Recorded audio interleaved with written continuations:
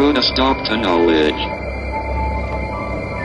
Scientists have a responsibility to advance knowledge, but the responsibility to how that knowledge is used is shared by the whole of society. But I hope we will be wise and use it to spread out and colonize the galaxy. What is knowledge? Is it the information that the human brain gathers from scientific research? Is the universe solely mechanistic, and is the human brain a mere collector of information which flows to its interior?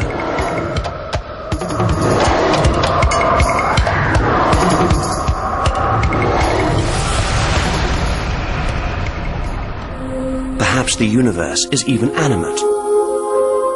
Is perhaps the soul of the universe and the soul of man indissolubly bound to the law of interdependence? Perhaps total knowledge is to be found within us, and we are inhabitants of a universal space, whose environment and purpose we shall comprehend when our life extends to another domain.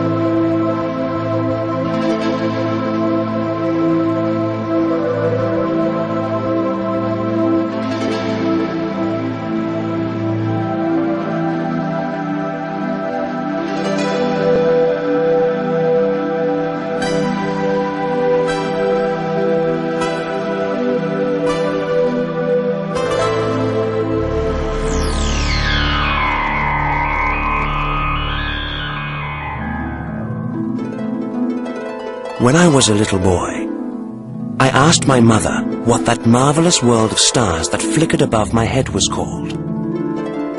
"The sky," she said. "And who made the sky?" I asked again. "God, my child.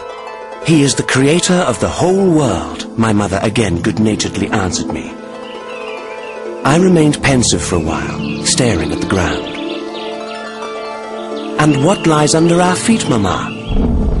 "Hell, my child, where bad people go after their death and at the second coming." At nightfall, before I fell asleep, I looked up high at the flickering stars. I was very sure that somewhere there among them, God existed. Then I looked down at the night-covered ground. I was gripped by awe. I wondered what terrible things were happening beneath my feet, caused by the powers of darkness. That night, I did not sleep a wink out of fear. When I grew older, an adolescent now, with an intense thirst for knowledge, I came to realize that on this spherical earth, which swims in the universe, that which for me is up, to another person, at the opposite end of the earth, is down.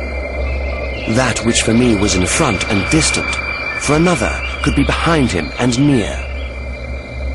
When I grew older, I learned that of the stars I see in the sky, half have been extinguished thousands of years ago, and in their place are other stars, which I do not see, because their light has not yet reached Earth, and that other stars are not to be found where I see them, but in another place. Then I realized what a great difference there can be between what appears and what actually is. I understood that up and down,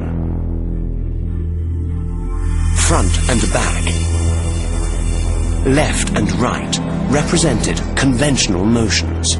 Furthermore, I understood that between a telescope and a microscope was I, the man, the observer, who investigated in the depths of space and time, the macrocosm and the microcosm. And then, for the first time, I experienced anguish in trying to prove whether the world, which functions within me, and the environment, which I perceive with my five senses to be outside me, are related, whether I am alive now and, simultaneously, in the future. I was then convinced that my perception is found in the center of a cycle where multiple opposing forces act with balanced tendencies, giving birth to becoming the cosmic harmony.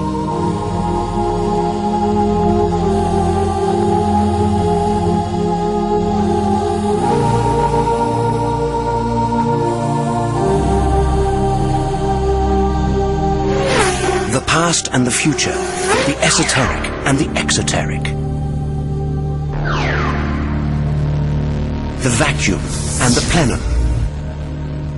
Darkness and light.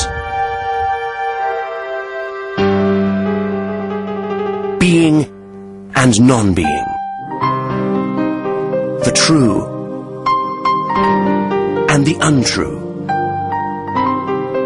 All of them exist, function, and produce life, centered around an eternal now.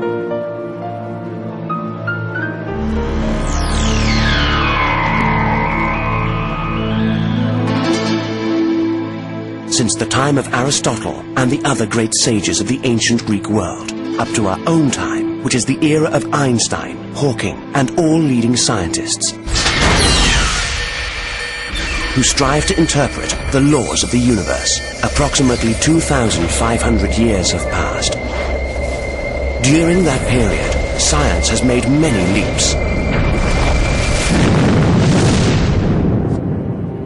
The agony of man to comprehend the universe has always been great. Enormous telescopes from every corner of our planet explore the starry sky at night, gazing at distant worlds many billions of light years away. Scientific laboratories devoted to the study of cosmic space circle in orbit beyond the Earth's atmosphere. Some manned and some unmanned struggle to detect among the billion clusters of galaxies a replica of our planet, to hear the voices of intelligent beings within or beyond our galaxy, to prove that our plane is not an original mode of life in the infinite space of the universe, but a replica of other similar stars that are hospitable to life. However, until today, the universe has kept silent. That distant voice, which will come from within the stars to declare the great presence of another society of intelligent beings, has yet to be heard.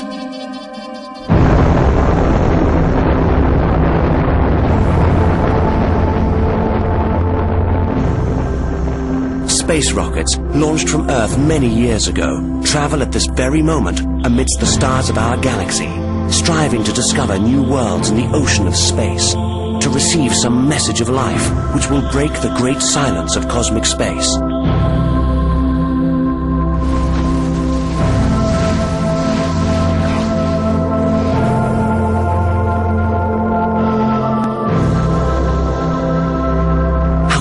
Man is not searching solely to find another star or planet with intelligent beings. He is striving to discover the identity of the universe itself. He struggles to find an explanation of why the universe exists. The human mind turns back in time. It passes through the aeons and the millennia, striving to reach the point where the fixed past awaits immobile at the nothingness station, to embark on the journey of motion by boarding the vehicle of the future space-time continuum. Certain scientists of our era have named that station Beginning. The beginning of motion. The beginning of time. The beginning of space. The beginning of creation.